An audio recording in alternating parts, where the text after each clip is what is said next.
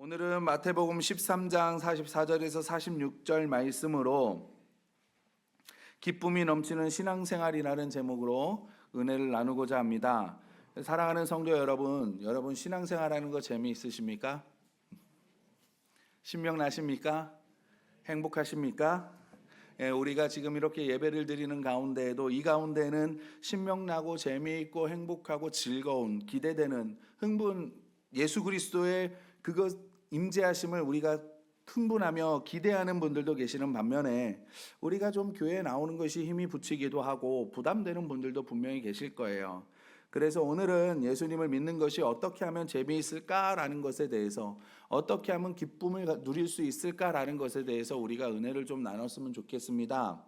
여러분, 우리가 읽은 본문은 두 가지 비유가 나와요. 첫 번째는 뭐냐면 밭에서 보화를 발견한 사람에 대한 비유이죠. 여러분, 이 당시에, 이 성경이 쓰였던 당시에는요, 외세 공격이 이스라엘은 많은 지역이었습니다. 그러니까 이제 구약 시대에 보면 외세 공격이 많으니까 이 배경이 어떻게 되냐면, 그래서 사람들이 보화를 가지고 있으면, 보물을 가지고 있으면, 내가 가지고 있으면 뺏기잖아요. 그 집에다 어디에 숨겨놓을 수가 없으니까 어떻게 했냐면 밭에다가 이렇게 파묻어 놨어요. 그런 다음에 전쟁이 끝나고 어려움이 끝나면 다시 그것을 캐가지고 이제 가지고 오고 그랬었거든요. 그런데 이게 그러면 좋은데, 이게 파묻어 놨는데 그 보물을 숨긴 사람이 전쟁 가운데 침략 가운데 죽게 되고 포로로 잡혀가고 막 그렇게 되는 경우에 어떻게 되냐면 그 보물은 그 땅 속에 그냥 있는 거예요. 그래서 어떻게 되냐면 다른 사람이 그 땅을 사가지고 경작을 해요. 그러다가 그 보물을 발견을 하게 되잖아요. 그러면 그 보물은 누구에게 가냐면 그 땅 주인에게 간다는 거죠. 이 땅 주인이. 그래서 빌린 사람이 이거를 보물을 캐서 발견하게 되면요, 그거는 자기가 가지는 게 아니에요. 다 땅 주인에게 줘야 되는 거예요. 그러니까 오늘 비유를 보면 이 땅을 경작하고 있는 사람은 땅 주인이 아닌 거죠. 그 밭의 주인이 아니라는 거예요. 이거를 대여해서 그 경작을 하고 있는 거죠. 여러분, 그래서 농사를 짓는 것 같아요. 농사를 짓다가 보물을 발견하게 되고 보물을 다시 땅에 묻은 다음에 자기 소유를 팔아서, 여러분 어린이 찬양 기억나세요? 집 팔고 땅 팔고 냉장고 팔아 그 땅을 기어코 살고 말 거야. 그러니까 이 사람도 그랬던 것 같아요. 기어코 내가 이 땅을 살리라 그래서 집에 돌아가가지고 다 내다 파는 거예요. 내가 가지고 있는 걸. 그리고 기어코 그 땅을 삽니다. 그리고 그 보물을 차지하죠. 두 번째 비유는 뭐냐면 진주를 구하는 사업을 하는 사람들에 대한 이야기, 사업을 한 사람의 이야기예요. 첫 번째 경우와는 좀 다릅니다. 다른 상황인데, 첫 번째 주인공은 우연히 보물을 발견한 반면에 이 두 번째 비유에 나온 사람은요, 그 귀한 진주를 찾으려고 온 세상을 헤매고 있습니다. 그러다가 정말 튀었고 영롱하고 아름다운 진주를 발견을 하게 돼요. 그래서 이거를 사기 위해서 내가 가진 모든 것들을 다 팔아서 이 진주를 샀다라는 내용이죠. 여러분, 이 두 사람의 공통점이 뭘까요? 두 사람의 공통점. 두 사람은 세상에서 가장 귀한 것을 발견한 사람이고, 그것을 가지기 위해서, 차지하기 위해서 자신이 가지고 있는 모든 것들을 다 쏟아부어서 그것을 차지했다는 것을 우리는 알 수 있어요. 그래서 세 번째는 뭐냐면, 이 귀한 보물을 소유한 다음에 어떻게 되냐? 기뻐했다는 겁니다. 여러분, 첫 번째 사람은 기뻐하며 집으로 돌아갔다고 말씀이 있지만 두 번째 사람은 기뻐했다, 행복했다 그 말은 없어요. 그러나 내가 그렇게 찾고 싶었던 그 진주를 발견하고 이 진주를, 내 모든 소유를 다 팔아서 산 거예요. 취하게 된 거죠. 여러분, 그러면 이 사람은 행복할까요? 우울할까요? 기쁠까요? 슬플까요? 우린 너무나 우리의 삶을 통해서 알잖아요. 기쁘고 행복하잖아요. 그죠? 그 기쁘지 않았겠습니까? 그래서 우리는 두 번째 사람도 기뻐했다는 것을 우리의 삶을 유추해 보면 알 수 있는 거예요.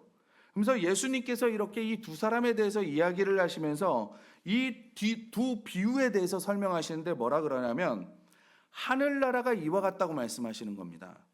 그러면 우리는 여기서 궁금증이 해결이 돼요. 어떻게 하면 신앙생활이 기쁠까?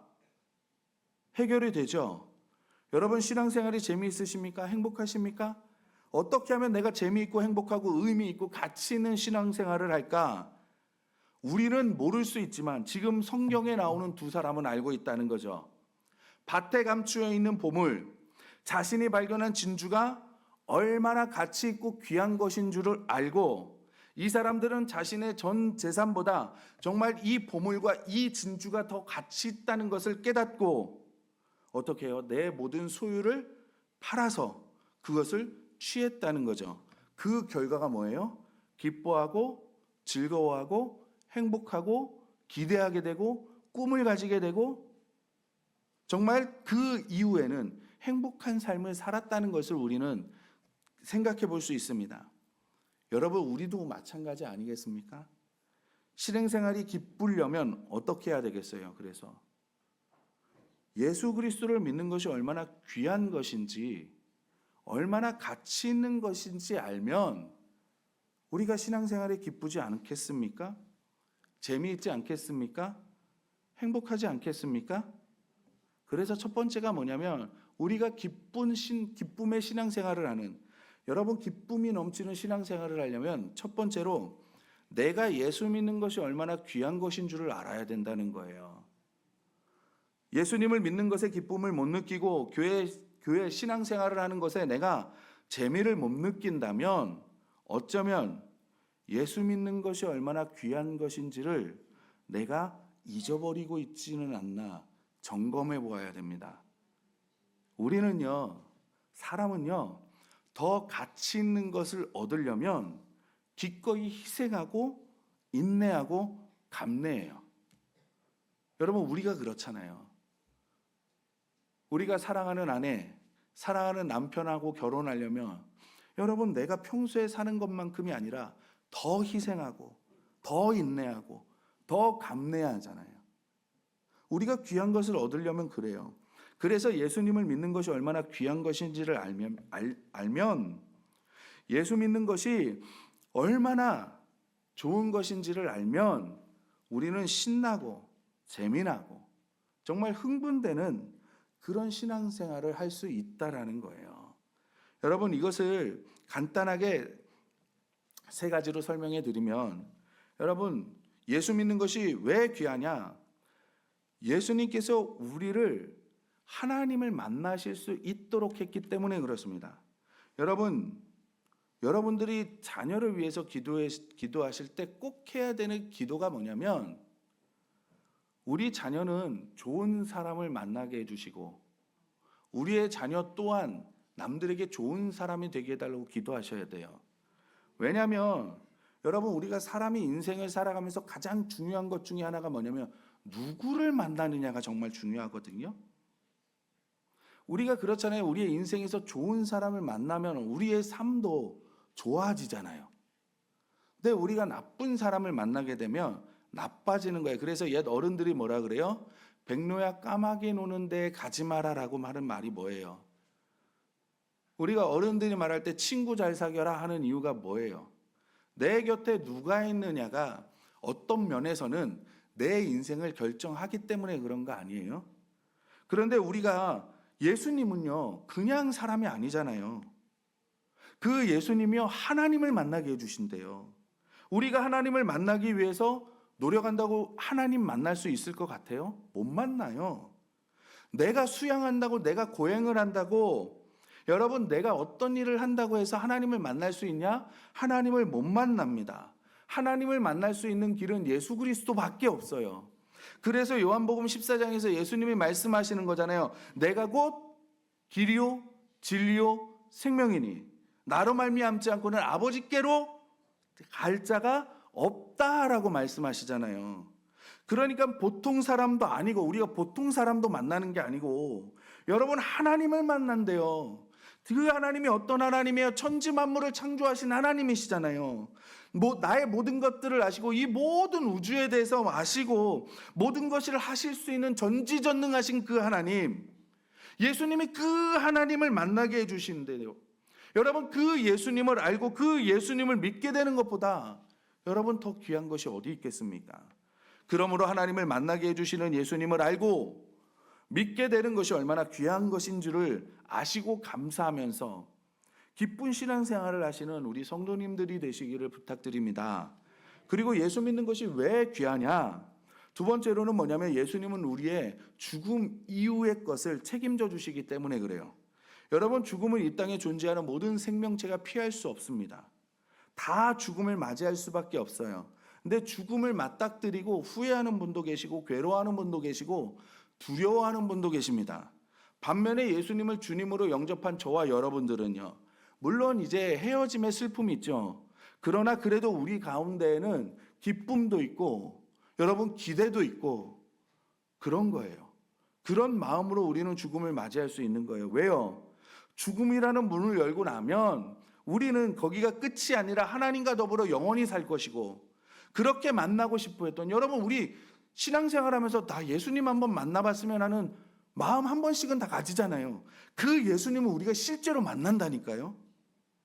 그래서 우리가 장례 예식을 뭐라 그래요? 천국 환송 예배라고도 부르는 거잖아요. 왜냐하면 요한복음 11장에 예수님께서 뭐라 그래요? 나는 부활이요 생명이니 나를 믿는 자는 죽어서도 살겠고 무릇 살아서 나를 믿는 자는 영원히 죽지 않을 거야 라고 예수님께서 말씀하셨으니까. 그리고 예수님께서는 우리에게 영생을 주실 수 있는 그 능력을 우리에게 보여주시려고, 내가 생명을 주관하는 자다, 그것을 우리에게 보여주시려고 여러분 증명하려고 이 땅 가운데 오셨잖아요. 인간의 몸으로 오셨잖아요. 실제로. 그리고 어떻게 하세요? 십자가에서 죽으셨잖아요. 그런 다음에 3일 만에 부활하셨잖아요. 그것을 증명하시려고. 그리고 그 부활의 기록은 지금도 남아있잖아요. 그래서 우리에게 죽음은 인생의 끝이 아니라 영원한 안식이고 고향으로 돌아가는 것이고 완전한 회복이고 새로운 시작이 되는 거예요. 그렇기 때문에 예수님께서는 우리가 죽은 다음 이 모든 것들을 보장해 주시는 그런 분이시기 때문에 이러한 예수님을 알고 우리가 이런 예수님을 믿는 것보다 여러분 세상에 더 귀한 것이 어디 있겠나 하는 거죠. 여러분 한번 가져와 보세요. 여러분 죽음 이후에 책임져 줄 다른 어떤 것이 있나? 없잖아요. 그리고 예수 믿는 것이 우리가 귀한 이유는 세 번째로 뭐냐면 예수님께서 현재의 삶을 책임져 주시기 때문에 그렇습니다. 여러분 우리가 믿는 예수님은요, 하늘과 땅의 권세를 가지신 분이세요. 마태복음 28장에도 그러시잖아요. 주님께서 뭐라 그래요? 나는 하늘과 땅의 권세를 가졌다. 모든 권세를 하나님으로부터 받았다. 나는 모든 권세를 가지고 있다라고 하나님이 말씀하시잖아요. 그래서 구원받은 하나님의 자녀들에게도 여러분 어떻게 해요? 기도의 능력을 우리에게 주셨습니다. 요한복음 6장에 뭐라고 말씀하세요? 주님께서 약속하시기를 너희가 아버지께 구하는 것은 무엇이든지 아버지께서 내 이름으로 주실 것이다 라고 하셨잖아요. 그래서 우리가 우리의 인생에서 삶을 개척해 나아가는 거잖아요. 우리가 믿음의 선진으로부터 조언도 받지만 여러분의 인생을 살아본 적은 아무도 없어요. 여러분의 인생길을 가본 적도 아무도 없어요. 처음 가는 길이에요. 처음 살아보는 인생이에요. 그건 어린아이든 어른이든 마찬가지입니다.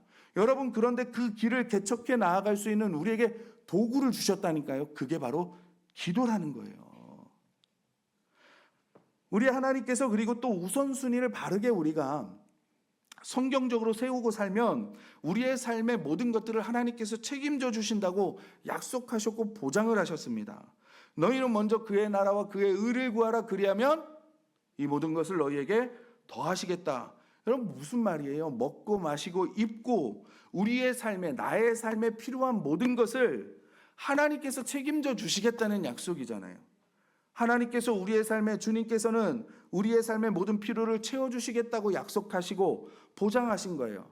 이러한 예수님을 알고 이러한 예수님을 믿는 것보다 여러분 더 귀한 것이 세상에 어디 있냐는 거예요.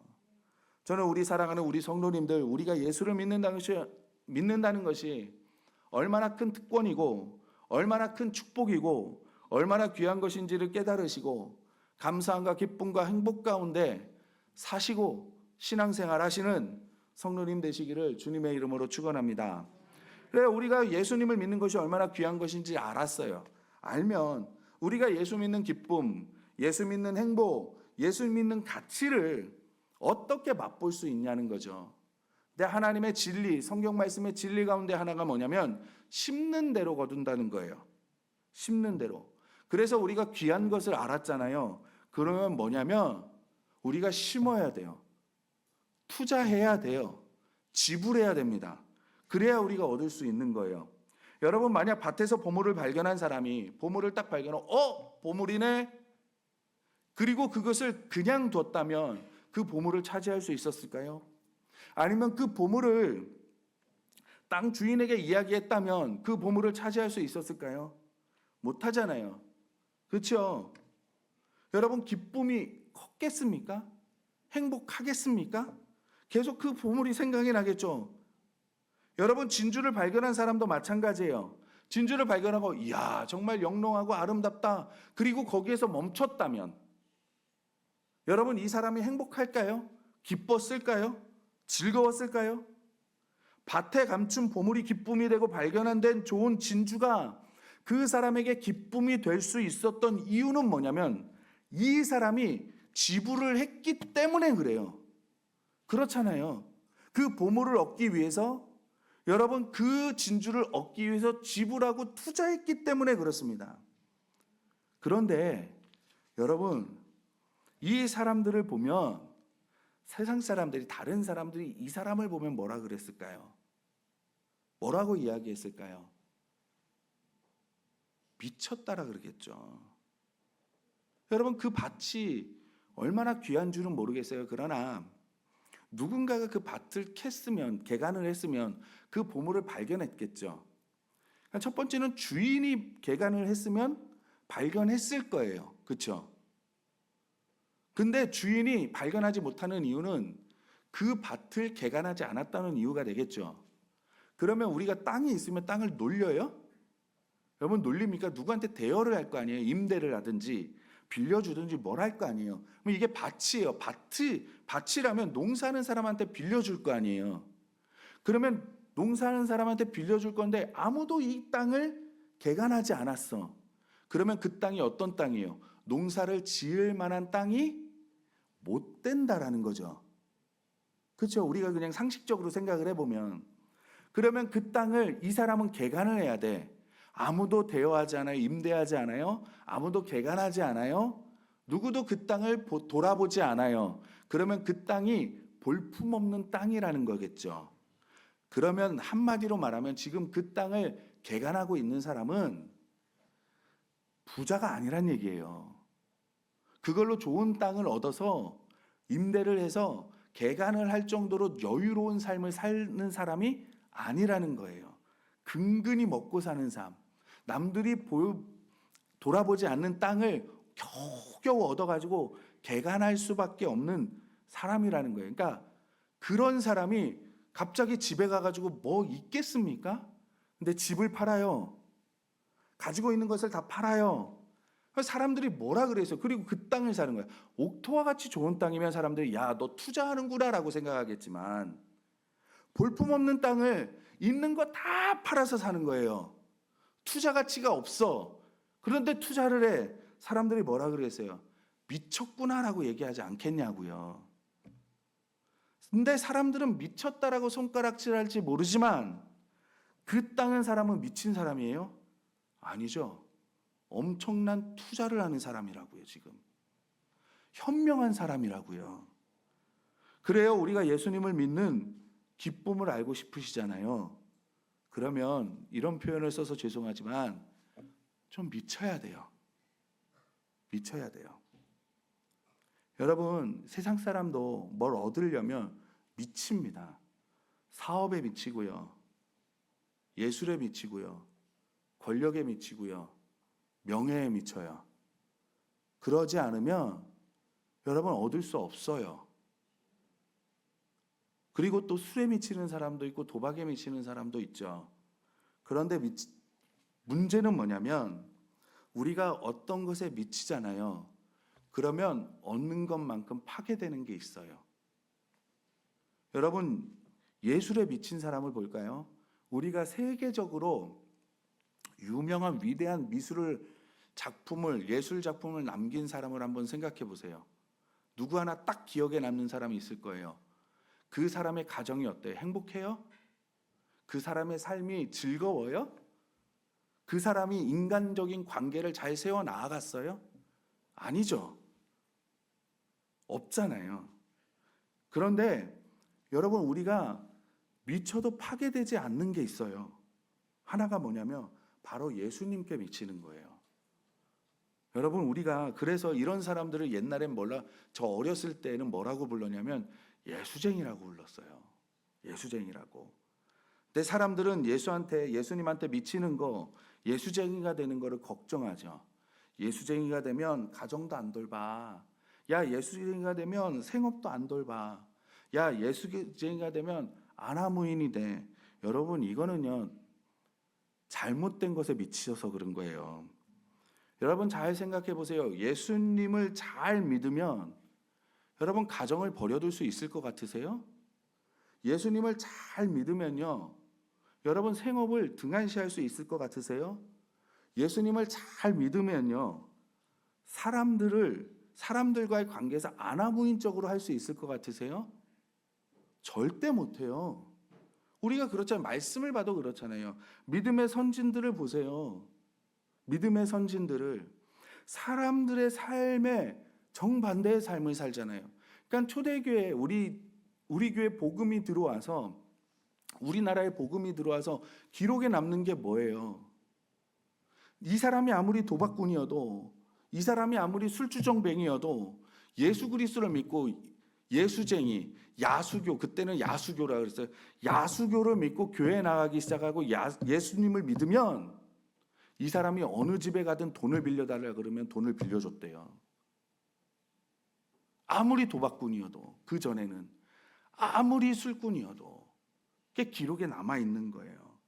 여러분, 예수님을 잘 믿으면 여러분 힘들다고 사람을 배신할까요? 끝까지 의리를 지키죠. 예수님을 잘 믿으면요 사람을 무시해요? 누가 무시해요? 오히려 사람을 섬기고 저 사람이 성공할 수 있도록 도와주고 저 사람이 살아날 수 있도록 세워질 수 있도록 여러분 우리가 노력하죠. 여러분, 우리가 목장에서 선교를 해요. 선교사님을 후원하는데 여러분, 한 선교사님은 암 수술을 받으셔서 내 몸이 성치 않는데 그 영혼들이, 그 나라에 있는 영혼들이, 그 나라가 지금 전쟁 가운데 있거든요. 그 영혼들이 너무나 안타까워서 그 몸을 이끌고 들어가셨어요. 그리고 거기서 사역을 하세요. 여러분, 일본에 계시는 선교사님은요 어디서 사역을 하시냐면 큰 지진이 난 곳에서 사역을 하시거든요. 그러니까 일본은 먼저 인명 구조를 한번 싹 하고 빠진대요. 빨리 구해야 되니까. 그리고 나서 재난 복구가 시작이 되는데 그 재난 복구를 하는데 지진 난 곳이잖아요. 얼마나 위험하겠어요. 근데 이 선교사님이 가장 앞에서 나아가시는 거예요. 나이 연세도 많으시거든요. 위험한 건물도 다 들어가세요. 다 들어가셔가지고 다 복구하는데 힘을 쏟고 계세요. 그러니까 지금은 어떻게 됐냐? 사람들이 들어가지 마시라고, 위험하다고. 근데 안 들어갈 수가 없는 거예요. 저 영혼을 보면. 그러니까 들어가시고 막 하니까 이제는 재난 구호팀이 오면 그 선교사님을 찾으신대요. 주변에 있는 많은 사람들이 무슨 문제가 있으면 선교사님을 찾으신다는 거예요. 그러면서 점점 그 땅에 복음이 들어가기 시작하더라는 거죠. 여러분, 한 선교사님은 당뇨예요. 그래서 들어갈 때 2년치 인슐린을 가지고 들어가십니다. 그래서 매일 인슐린을 맞으세요. 그 나라 공항을 들어가면 6시간, 4시간에서 6시간은 비포장길을 달려서 가셔야 돼요, 선교지가. 그래서 거기서 사역을 하시거든요. 그런데 더 깊은 지역에서 이 선교사님에게 제발 우리 마을로 오셔달라고, 우리 좀 도와달라고. 그러니까 이 선교사님이 고민하는 거예요. 들어가야 되나 말아야 되나. 왜냐하면 지금은 이 선교지도 내가 돌봐야 되니까. 여러분, 이런 분들이 복음을 전하기 위해서 자기 몸을 바치는 이유가 뭐예요? 거기서 뭘 얻어요? 아니잖아요. 이게 왜 가능한 거예요? 예수께 미쳤으니까 가능한 거 아니에요?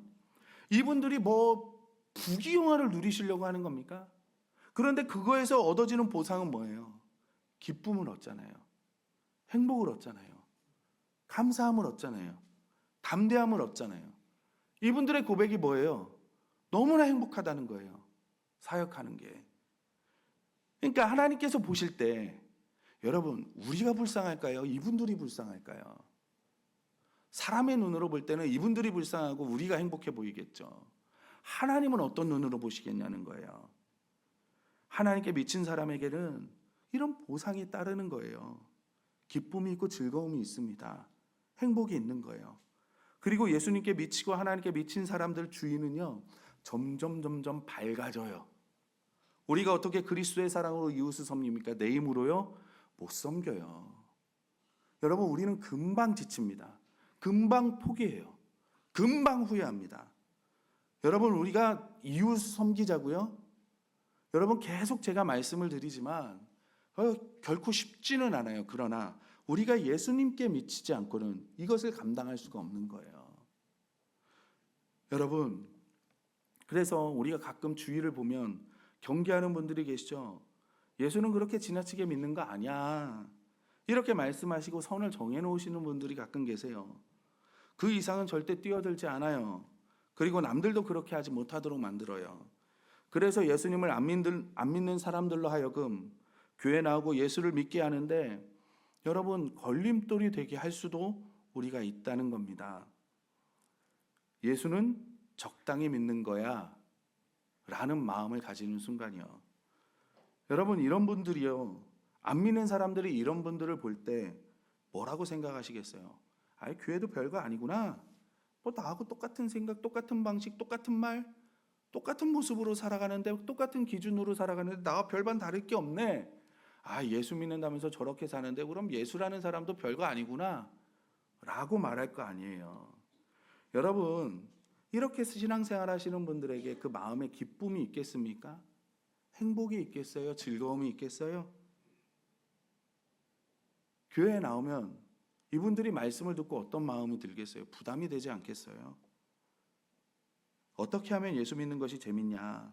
비유에 나오는 사람들처럼 내가 가진 것을 바쳐서 미친 사람처럼 투자는 할지 못하겠지만 내가 가진 것으로 투자하는 사람이 기쁨을 누리고 재미를 누리고 행복을 누린다는 거예요.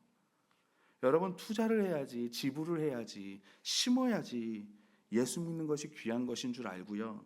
예수 믿는 것이 귀한 줄 알게 되면 비로소 신앙생활 하는데 기쁨과 행복과 재미를 누릴 수 있다는 겁니다. 그러면 여러분은 뭐를 투자해야 되겠습니까? 나는 무엇을 투자해야 되겠어요? 내가 생각할 때 귀중하다는 것을 투자해야 된다는 거예요. 여러분, 우리 인생에서 귀중한 게 뭐가 있을까요? 많은 것이 있겠죠.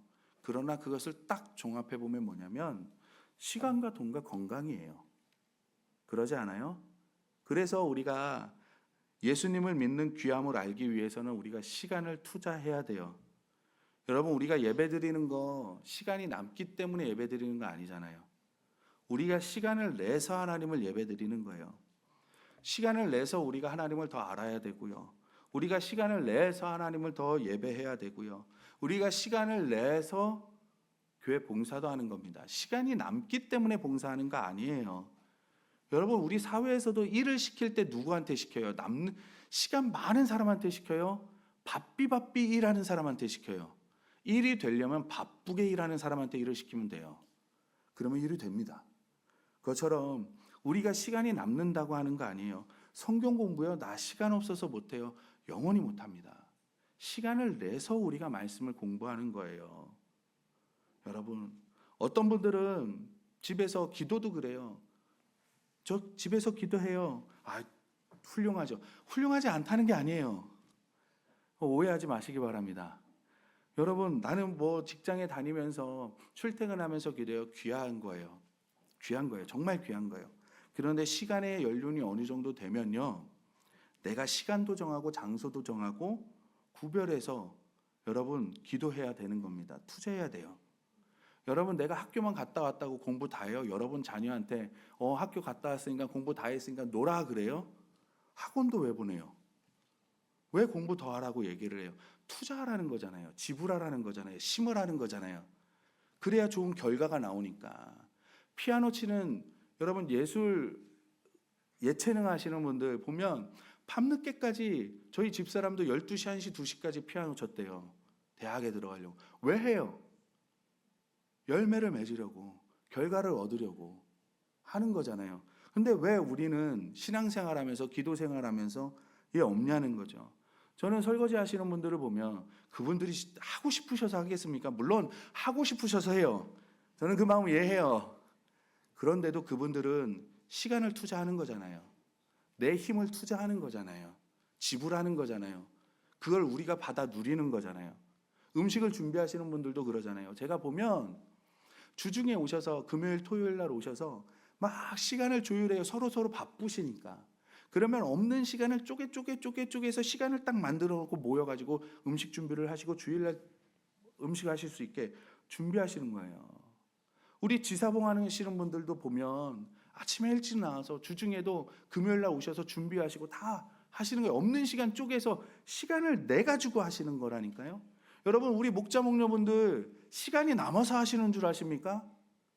여러분, 시간도 투자하고 물질도 투자하고 내 힘과 노력과 이거를 다 투자하시는 거예요. 거기에 왜요?